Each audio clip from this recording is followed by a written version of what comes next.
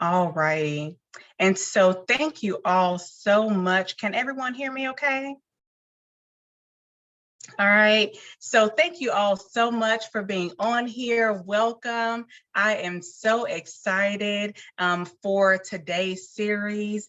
I believe I know everyone on here, but welcome. My name is Dr. Lauren Hopkins. I am so excited for today's speaker series. We have a wonderful guest on here today, but welcome. I am the founder and the senior consultant for Prepare to Impact. Prepare to Impact LLC is a social impact consultant agency where we are committed to helping, empowering, and educating, helping professionals so they can go out into the communities and continue to help others and just inspire them and continue to just make a positive impact in the communities. And so this is our third speaker in our career speaker series, and we have a wonderful guest with us today. We have Joey Pagano with us today. And I actually met Joey through a Facebook group for social workers. And I'm going to let him speak about himself and tell you all about him. And we have some questions for him, but he is just a phenomenal person.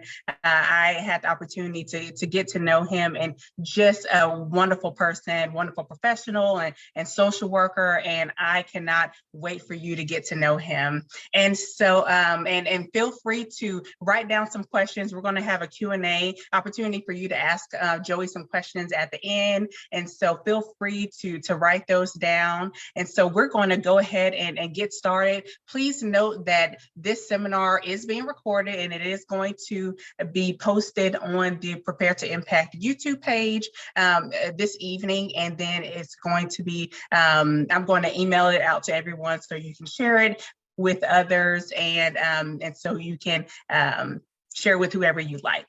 Okay, and so let's go ahead and get started. And Joey, please tell us a little bit about yourself. Go ahead and share about your background and tell us, who is Joey? Dr. Hopkins, Lauren, thank you so much for inviting me on here. I'm just so grateful. Such a great question. It's just an honor to do anything in the world of social work. I believe in what you do, so thank you for looking to me.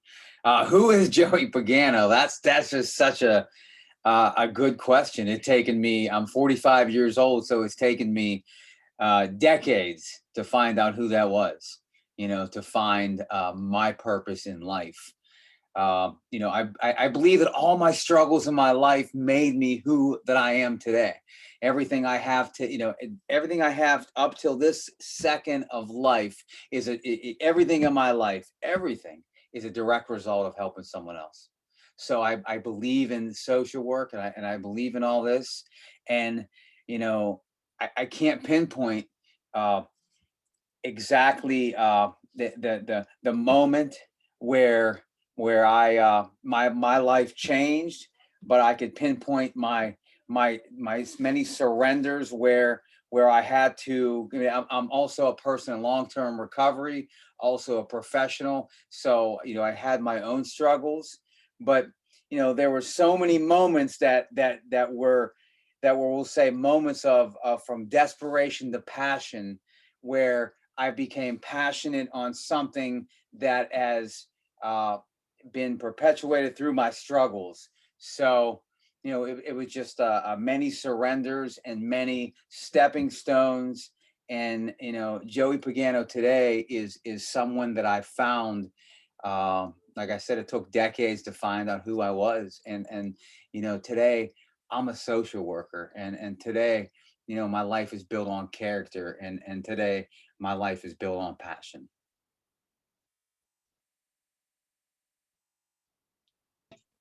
We're always on mute in today's world. I'm sorry about that. It's probably going to happen multiple times. And so that is so wonderful. And of course, I have some questions written down, but this is very conversational. And so can you tell me, and you just stated that you are in recovery. And I want to let everyone know that Joey and I had a conversation before, but I did ask him not to go into details before, because I want to, get to know him today, right? So tell us, if you don't mind, a little bit about how you got, a little bit about where you are in the social work field. What area of social work do you work in now? It's such a great question, Lauren. And, where I'm at now and how I got there is it's like a journey. I came from, like I said, I came from substance use, and I came from recovery, and I came, and it's made me who I am now. Like today, it all started from, a person living in southwestern Pennsylvania. That's where I'm from. I'm from Charleroi. It's like a small little town of 3,000 people in the corner of the south, the corner of PA, where addiction is very prevalent, where a lot of we're actually in it's called the Mon Valley, and it's all built around this river called the Monongahela River, so it's called the Mon Valley. And mostly in this Mon Valley is there was a lot of addiction, a lot of it, which just plagued our towns. And what happened is with addiction ripping through our communities, I was part of that. I struggle with that, and that started my journey. And as that went through my life, and as I evolved, and all my hard-won experiences through my life, it built me, like I said, like the previous question, it let me find who Joey Pagano is. It let me find my life built on purpose, and it let me find, you said, my journey of being a social worker, right? I didn't even know what, I was that kid when I was young, and I would say, well, what do you want to be when you grow up?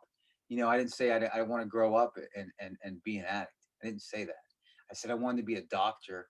I wanted to be a nurse. I wanted to work in the medical field. I wanted to be a fireman. I wanted to be shortstop for the Pittsburgh Pirates, right? And I didn't plan on any of this stuff. And what I found in my life is those struggles.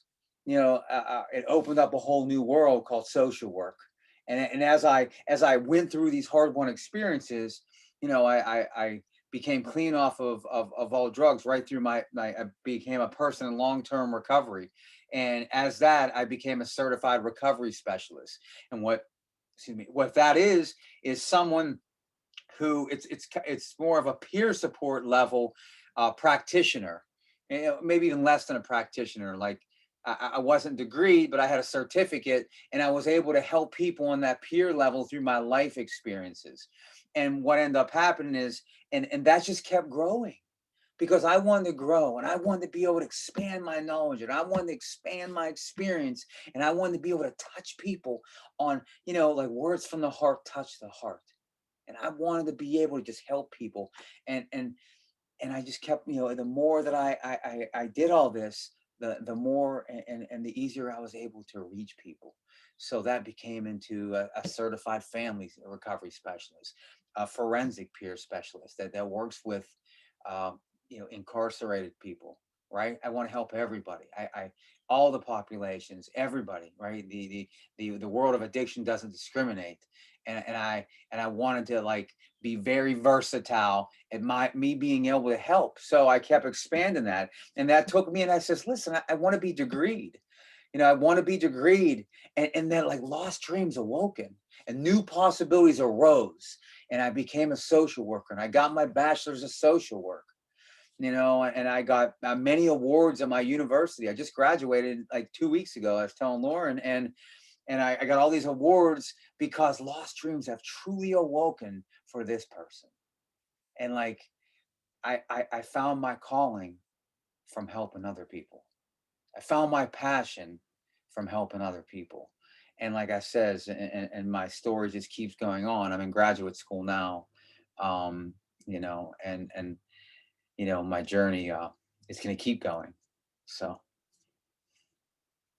Oh, Joey, I am so proud of you. I know I'm just beaming right now. But and everyone, like you said, he just graduated with his bachelor's just a couple weeks ago, right? He's Yes. in his MSW program and has his certifications, and you are just growing.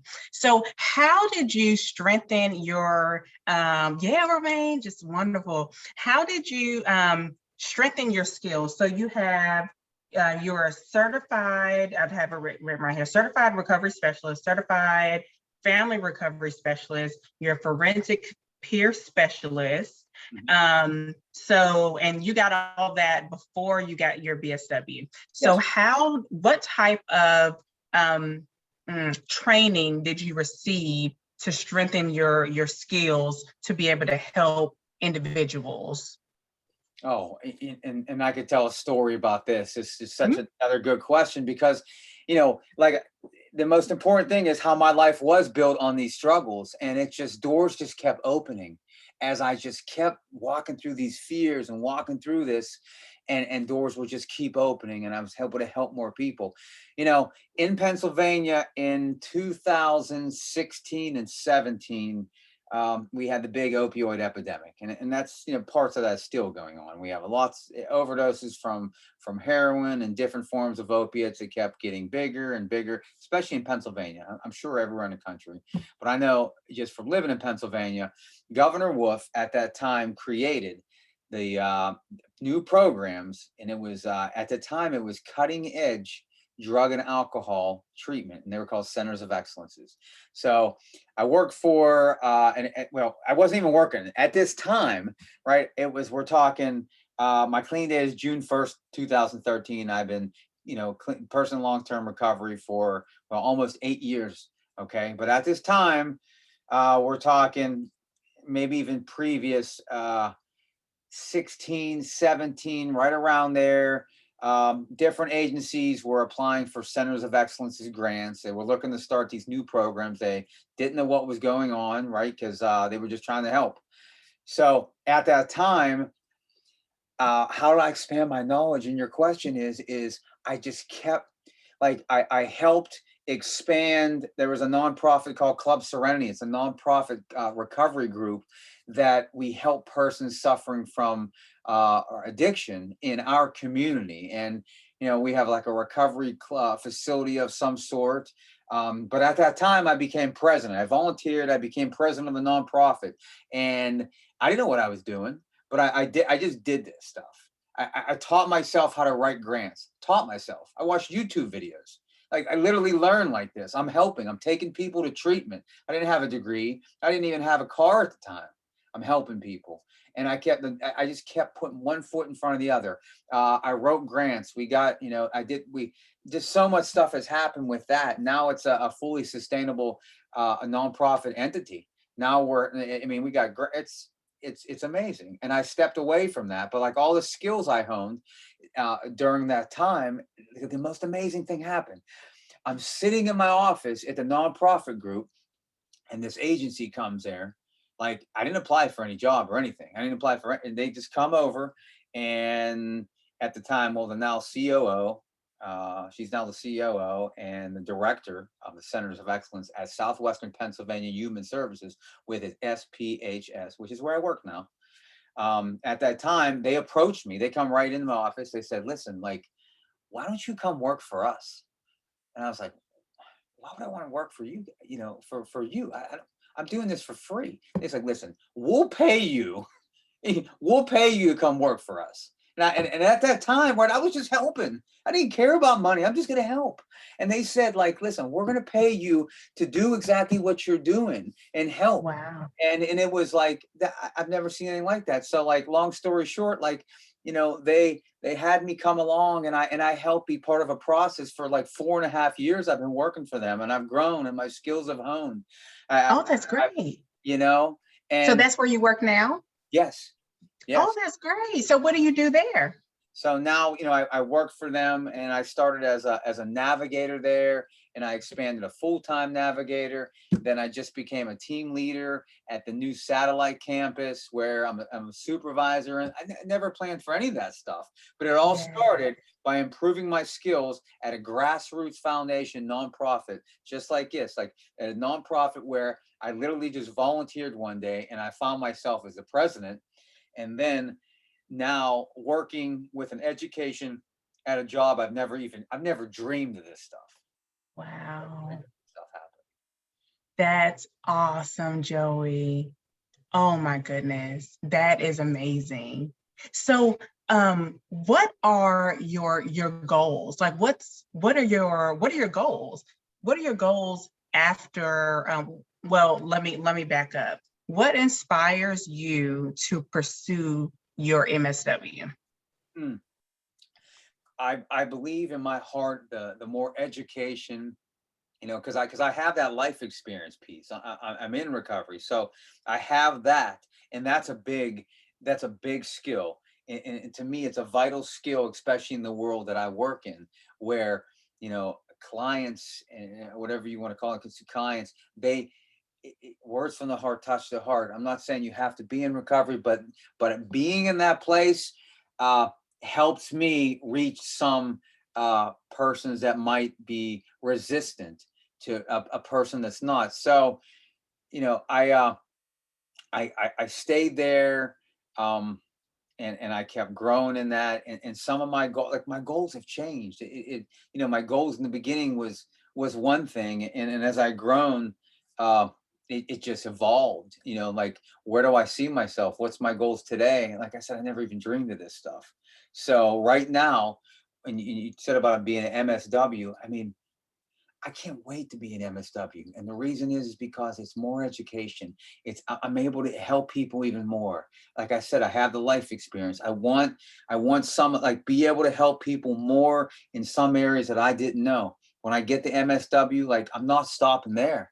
I'm getting my LSW immediately. I'm actually testing July 29th for my LBSW. They just started in Pennsylvania. I don't really need to do that, but I want to do that because I'm more That's awesome. valuable to my clients. And once I get my MSW, my goal is to get my PhD. And I'm not sure whether it's going to be social work or not, but I see myself, I want to be an executive at my agency right now. At the same time, I want to be an adjunct professor at the college where I learned at. And Yeah. I'm not stopping. Sky's the limit. I'm just not stopping. I want to help as many people as I can. Absolutely. And you've definitely proved that you definitely can. You can. Oh, that is amazing. Just a minute ago, you stated, I don't even know if you probably know you did say this. You said words from the heart touch the heart. What does that mean to you? Words from the heart touch the heart. A phrase like that, Lauren, and why I say that is, having that life experience and having, a lot of that, some of my education and all the different, just my whole life of experiences of not even just being in recovery, just struggles throughout my life. And it's like we speak words of empathy. Mm, And when I talk to a client, they know because my heart talks. And sometimes I don't even have to say anything, and I just look at mm, them, and they know that we connect. And I'm not there for a paycheck. I'm not a $250,000 job or something. Like I says, money. It does take money to do stuff, but the truth of the matter is, and I'm there because I want to make a difference, and if I don't believe that what I do doesn't make a difference, that it doesn't make a difference what I do. right, I have to believe right. that. I have to believe the words from the heart are just me expressing myself and just saying I care.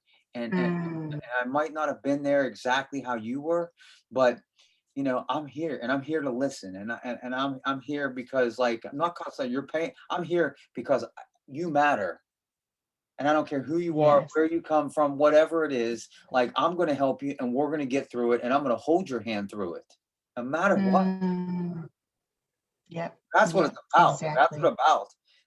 That's what, Yep. I believe this country needs. It just needs, more words from the heart, and maybe we could touch more hearts. And that's just what I believe. And people Mm, tend to live what they believe. That's what I believe. yes. That means so much from clients. And you know what? But just from people who are you just never know what people are going through, what people are experiencing. And really, it takes a lot of courage for individuals to seek help, for people to walk through those doors. You never know what your compassion means to people, what that smile on your face, you're looking them in their eyes, what that means. You know what I mean? It means so much to people, and so I totally agree with you. So that's just amazing. That's just amazing. Mm-hmm. Let me ask you, who inspires you? Who encourages you to keep pushing, to keep going? Oh, wow. Just thinking of that question, I have a good relationship now with my parents. I mean, I'm getting ready to take them. Like I was telling you, I'm taking my parents to Disney World, Universal, and to a beach in 2 days. So, I'm pretty excited. I said, May is a good month. It's a good month. We haven't did anything in so long, my family. So we're just pumped. So Nice. my father and my mother, whom I love them dearly. My mom always inspires me. We don't share always some of the same exact beliefs, but like she's never given up on me. She's never given up Mhm. on me, and my wife inspires me. Like you could do a documentary just on my wife, and we're talking about an amazing person. Listen to this. She's in school. I tell you what, when the pandemic happened, all three of us, my daughter's upstairs, my wife's in there in school for social work. I'm in here for social work. Wow. She's, you know what I mean? And we're all doing this together. And like my daughter inspires me, Mhm. and she inspires me, like just having to learn through all this. And she teaches me lessons. She's 12. She teaches me like life lessons, and I can go on and on. I have great staff at work, like executive staff that they might not be in recovery, but like they got a lot of words from the heart and they touch my heart, you know, Yeah. and just so many, and I can go on and on. There's just so many people that have inspired me because they've loved me when I couldn't love myself, and they've taught me to do Mm. that and carry those actions outward and carry and teach and try to just help people that some people, you just you can't give up on them. You can't give up. Mhm. I might take them to treatment 21 times and someone wants to give up. Well, that 22nd time, like, right, it might have been my 22nd time and they didn't give up Mm. on me. And then I get to help and give love, that flow of life energy from one person to another. That's what it is. We help people. Yes. Yep. That's what it's all about. Yes. That's Yeah. what it's all about. Oh, that's amazing. I think this is a good time. I really want to open up the floor to our guests and see if anybody has any questions for you, or does anyone have any questions? You can open up your mics or you can put anything in the chat box. Does anyone have any questions for Joey at this time? I got a question. Yeah. First, I want to say his story is amazing, and you can feel it through the phone. I'm on my phone. Some people may be on a computer, but you can just feel it as he is talking. And so, thank you for having him, and thank you for sharing your story. And I was wondering, are you concerned that the further you go in your pursuit of higher education, that you won't be able to touch the people that you touch directly now because of the position you may be in? Because even though you might indirectly, um, you talk to them now, but the higher you go, are you afraid that you won't have that direct impact? Maybe you can make system changes, but that one-on-one, heart to that client, are you concerned about that at all? I mean, that's a good question. That's a deep, that made me just think. I'm thinking as you're asking that, and that has crossed my mind. It's crossed my mind where maybe I can only just make macro level. Maybe I'm just going to miss the clinical. Like I always want to stay at some point in the clinical work. I always want to and just not lose touch of where I come from and who I am and that micro practice where I could. I love micro practice and I love being able to work with people like that.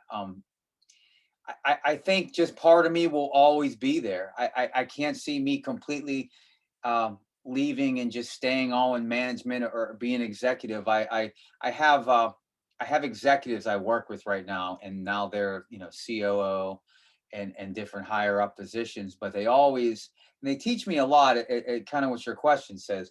They still see clients. They still don't lose that interaction. And like I said, they have, a lot further degrees than I have. And now are, higher up executives, but they still, I try to learn from them, and because this is something I've never done, where I don't want to lose that. I don't want to lose that connection, because I think I do it rather well. I think like part of me, that's my purpose, where I connect on a level, and I believe that's something I don't want to forget. I don't want to lose. I mean, I also want to affect policy change. At one point, I want to be able to just help people, maybe on a broader way in social work. But at the same time, I don't want to lose myself doing that. So, to answer your question, will I lose a little bit? Yes, but I'm gonna try to learn from, a lot of my inspirational people in my life, to try to balance it all, and just keep being a clinician, while also being, doing that macro approach and affecting policy change. Mhm, mhm. This is Gwen in Montgomery, Alabama, and I have a question. And I appreciate that question you had, Romaine, because that was very good. You sound, Joey, like you're so grounded already, which really is one of the great attributes of having your touch with humanity. Are you familiar with the term the beloved community? I think it originated with Dr. King when he was talking about global community. But one of the things that is being pushed right now is through the Bishop Michael Kerr, through the Episcopal Church, and several other pastors, of getting people to relate to the community, the humanity in each and every one of us that we see. We might not have wealth to share, but you have resources in terms of connecting with them. You spoke on telling your story and your heart touching with people.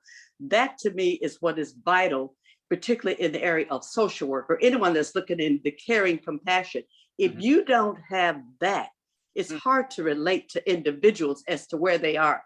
Like you said, you can relate to being in recovery and other things. If people have never been hungry, have never been without, it's hard to be able to understand where they are.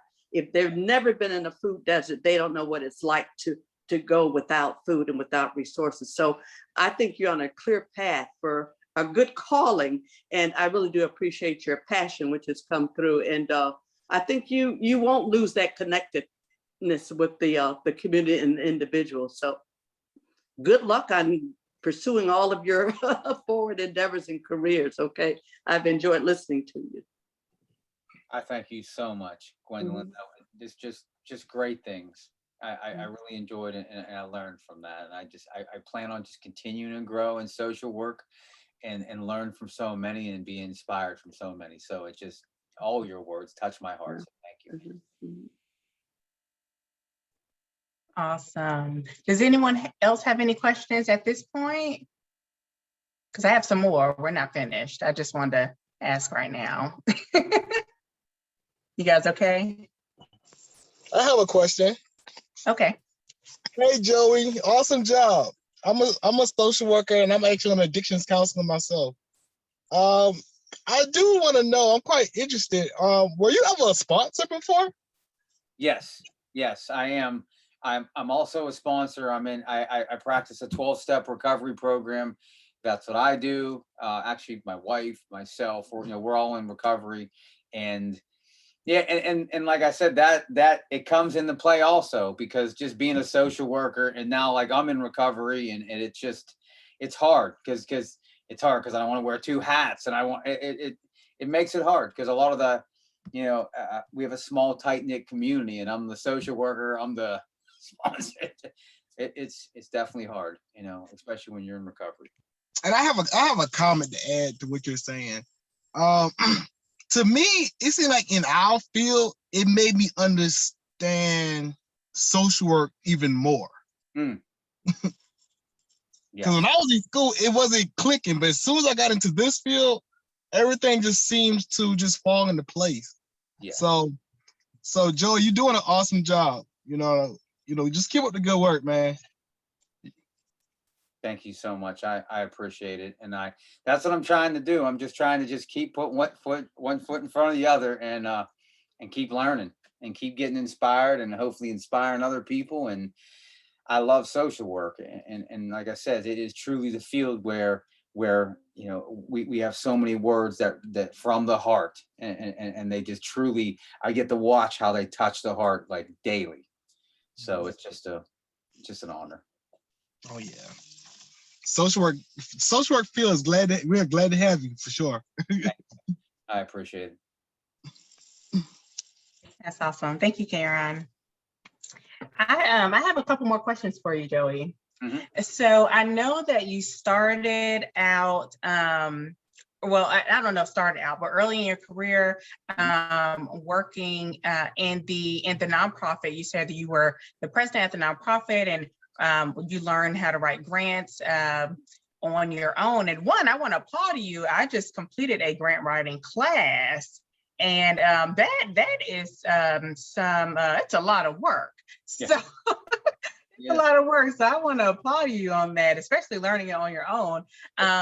But also, and I heard that you have led groups and things like that. And so how is your, can you describe your leadership style and your effectiveness in leading groups, especially in leading team members and such, and things like that? Well, I tell you what, how I learned to do that is my own recovery. In recovery, and as a sponsor myself, I try to let people have their own autonomy. And like I said, in recovery, there's no dictators. And I'm not going to just tell someone you have to do this, this, and this, because a lot of people, in recovery and everything would rebel, and they want to try to learn from that. So a lot of the stuff I took was from my own practice. So as I became a team leader in management in social work, I let, and this happens every day to me, I let my staff, I teach them by example, or I ask them just like, what do you think? Because I believe in skills that I've learned as also being a CRS. I learned motivational interviewing. I learned to some reflection, different techniques I've learned where, I meet them halfway, right? I meet someone where they're at, not where I'm at. But at the same time, I'm still I'm a manager to them, but also I'm not telling them and I'm not micromanaging them. I didn't like when I got micromanaged, and I didn't, and I know there's times where that needs to happen, but when I'm able to meet someone where they're at and not micromanage them, and let them be their own autonomy, and how they do something up to a point, it just works out, and we have a better relationship, and we have better, efficient, equitable service to all clients. And that's what we see, because it makes the whole team happy. And I witness that daily. So that's kind of what happens there. Yeah, that makes sense. So speaking about learning new skills, what are some things that you want to learn, even outside of school? Like, I know that you're in your MSW program, but what are some things that you look forward to learning, professionally, to strengthen your career? I want to become and I wouldn't say that I'm a bad clinician, but I just want to be a better clinician. I want to learn different, and maybe expand my clinical knowledge with there's just different modalities of treatment, of maybe therapy, we'll say. And I know I love trauma. So I definitely want to be somewhat of a trauma specialist. My LCSW, who is our COO, who was, at one time created the COE, Center of Excellence, with us, our agency. I learn a lot from her. I learn a lot from her because she's a trauma specialist. So that's somewhere, we deal with, and mostly everybody in substance use has some form of trauma, whatever form. I want to do better and learn my skills in that. And also I have a professor, I'm actually in a class right now, my graduate school, Dr. McCall, and I also want to, she's a trauma specialist also. And I'm learning all this, like I'm learning clinical, and then I'm learning some more education, and all at the same time. But like, I want to learn that. And there's just different treatment modalities. And I keep seeing all these newer ones as I become more proficient in my clinical work. But I just see a lot more, like social work is just so huge. And it's just daily, I learn more and more, which, it's going to help me serve the clients that in a better fashion.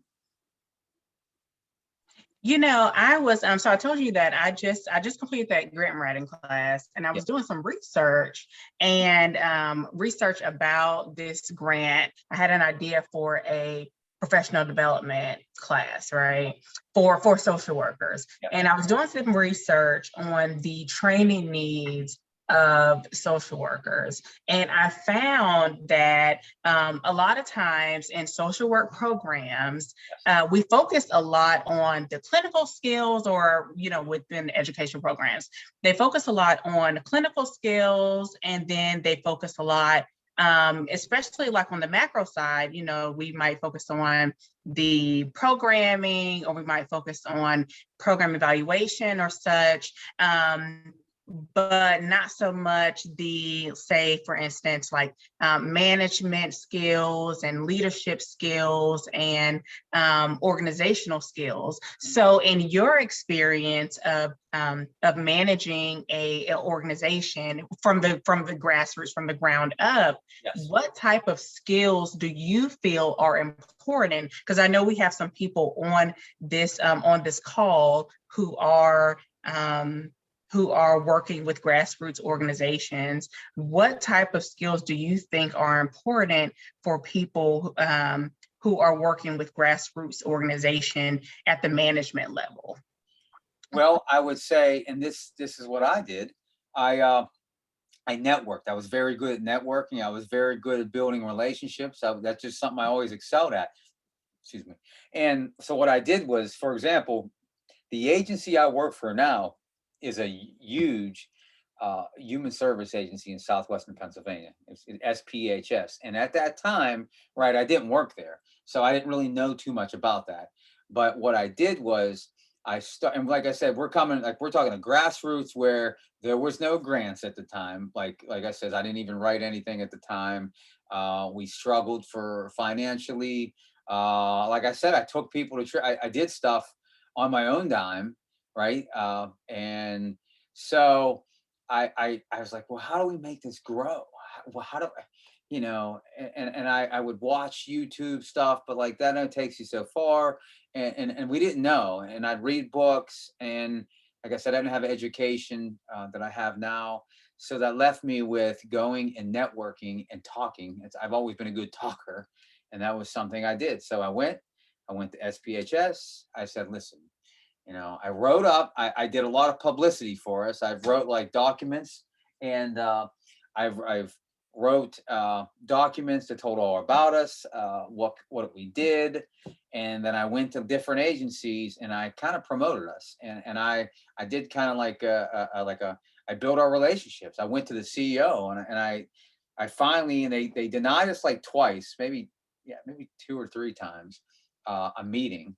And then I met with their board of directors, and the next thing I know, they loved, and they saw it. Like, I remember their CEO at the time just saying, like, you guys have so much, and you have so much passion, and you're not even getting paid. We were like, no. At that time, we didn't know anything. So we built that relationship. That relationship is still going strong. That relationship is how they eventually noticed me, and how that all happened. And now they help us. I mean, they help us with the grants. They do everything with it. I stepped aside from being the president after years with them. And now that it's just such a strong relationship. We have now the first women's recovery house in the Mon Valley community, right? From grants that I help write, and a partnership that with that agency, from just being persistent, when getting told no, and I just kept, no, I'm not here. No, I'm going to keep going out because people need help. And now it's like a sustainable nonprofit group where they have their own building. It's just nice, and it's just so amazing. So, I hope I answered your question, because that's what it is: persistent. Um, don't take no. Make the relationships. Go to the agencies. Form those relationships. There's definitely a lot of stakeholders that that were truly who needed to be involved in this, right? Because you have addiction tearing up a community or whatever nonprofit is going on. I'm sure there's stakeholders that where they come into play, and that's what I found. I was good at talking, so I talked, and I didn't give up, and I formed that. And next thing you know, now those relationships have made me who I am today, and who that nonprofit is today. I agree that the communication skills and also your just a passion, an individual's passion for the cause is very important. And I know that it makes you extremely proud to be able to drive by or to be able to see what the organization is to this day, and be able to see that women's home, or the shelter, or whatever it is. I know that makes all of you very proud now. That's amazing. That's amazing. Do we have any? Well, let me ask just a few more questions. I know we do have. I'm sure we have a few more questions from the audience, but let me ask just two more. I have. Hold on, just a second, guys. So, just a few more closing questions. If someone is interested in a career working with individuals who are in recovery, what advice do you have for them? It's a great choice. Once you're grounded in recovery, it's being able to work in recovery is something that will help your own recovery, one, and the blessings are so that the internal blessings you receive is just amazing, just working in that field. Now it is in Pennsylvania. I'm sure it's probably many other places. Well, now the opioid epidemic and just this whole or that whole the epidemic has caused such it's like a disaster throughout our nation, where now we have CRSs, we have all these different credentialing certificates now that were never there before. And because I remember learning, I was like, what is a CRS? Because I was doing I was doing this stuff before there was even COEs. That we really were COE before that ever even happened, and I was a CRS before there was a CRS.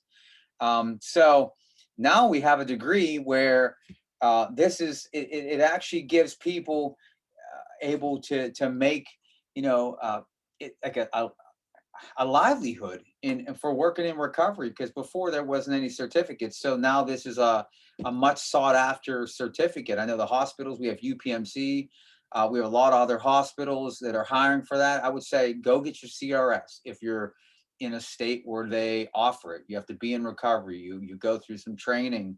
A lot of agencies will sponsor it, will pay for it for free. Some colleges even have it. Get that certificate. Get that. Like, look for, there's jobs are everywhere. The sky's the limit. And to work in recovery is just, even with the stress, it's just worth it. I mean, if that's where your passion, like I found my purpose through there. If that's where you feel you belong, and it's something where it speaks volumes to you, like it did to me, then maybe that's where you belong. And I don't know, that's just, I don't know. I hope that answered that, Lauren, and it's kind of how I see it. Yes, of course. And I love how you said you found your passion through this. That's an absolute blessing. That is. Thank you for that. And just one more. If you could go back in time and give your younger self one piece of advice, what would that be? To not change a thing. Mm. Everything in my entire life, up till, like I said in the beginning, is built on hard-won experiences through me that I've endured, that I've went through. Addiction has formed a deeper relationship with my parents. Now I went through some stuff, and there was some struggles, and there was a lot of pain, and there was a lot of hurt.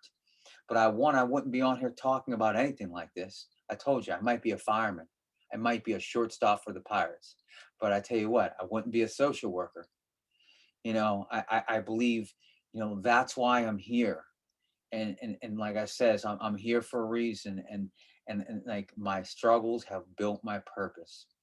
My words from the heart will talk that touch hearts on a daily basis. Like I wouldn't have those, not in this modality of treatment. This is all built through that. Why would I thank God for every single little thing I have today, all the struggles, everything. And I do that on a daily basis. I probably wouldn't have met my wife. I wouldn't have met my wife. Me and my wife both, we suffer. We're both in long-term recovery. We're both in school to be social workers. We were both put on this path for a reason. I have to believe that. And she does the same thing. She's just as, she's, strong-willed, and she doesn't give up. And I'm sure she'd probably tell you the same thing. Why change anything? We're on a path right now where I'm just showing up for duty. I just keep suiting up every day and keep going in and keep helping, and another door just keeps open.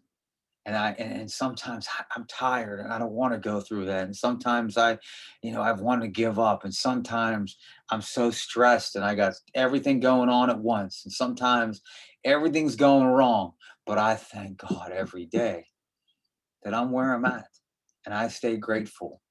I stay grateful, and like I can't ask for anything more than that. I can't ask, even on my worst day. Even on my worst day, like that's why I said I wouldn't want to change anything. And some people might not. I don't know. That's just how I look at it. Because if your struggles have built your purpose, have built you who you are, then why would you want to give up your purpose?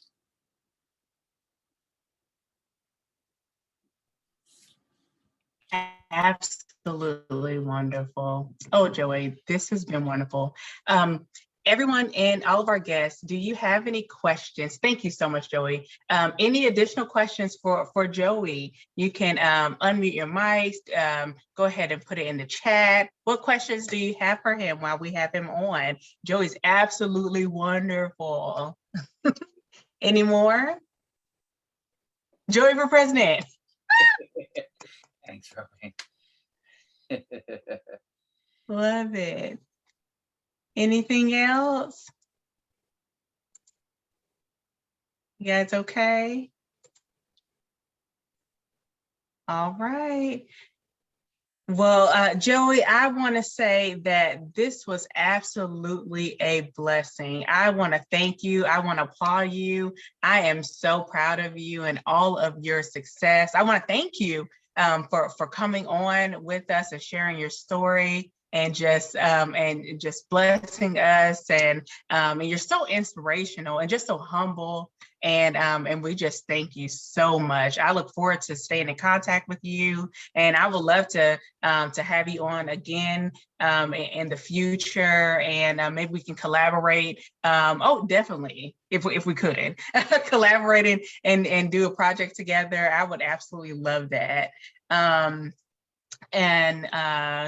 continue prayers for Joey, absolutely. Any last words, Joey? It was such an honor to be on this show, Lauren, and I'm glad I got to meet everyone here. So it's let's just don't give up the fight, and keep on keeping on, and we're gonna help people, and I'm not gonna stop helping until we can help as many people as we can.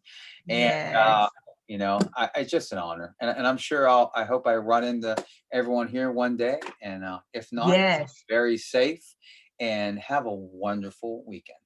Oh, thank you. Speaking of running into everyone, let me go ahead and share my screen. Joey has shared his contact information for everyone, just in case you have any questions. Let me go ahead and, wait a minute, guys, I'm so sorry. Let me share my screen, hold on. Here we go. All right. So here is Joey's contact information. Oh, sorry. So here's his email. If you have any questions for Joey or want to reach out, here's his contact information. Here is mine. Also, this recording will be on our YouTube page. I'll email it out to everyone. And so I will make sure to send that out. Also, just make a note that our next seminar is actually going to be in less than a month, just in a few short weeks on June 8th. We're going to have Louis Karn. He was actually one of my classmates in the MSW program at University of South Carolina. He is the owner of Tri-Counseling Services in Camden, South Carolina. And he is going to be talking about lessons learned from his first 3 years as an entrepreneur. He's absolutely wonderful, just like Joey. And so we would love for you to tune in to that one. So please be on the lookout for an email and look on our social media for registration details about that seminar. It's going to be really good and very educational for those who are interested in entrepreneurship and lessons learned in that topic area. Many blessings to all of you, and I look forward to speaking with you all soon. Thank you so much, and I look forward to chatting with you all. And everyone have a wonderful night. Thank you. Thank you. Bye.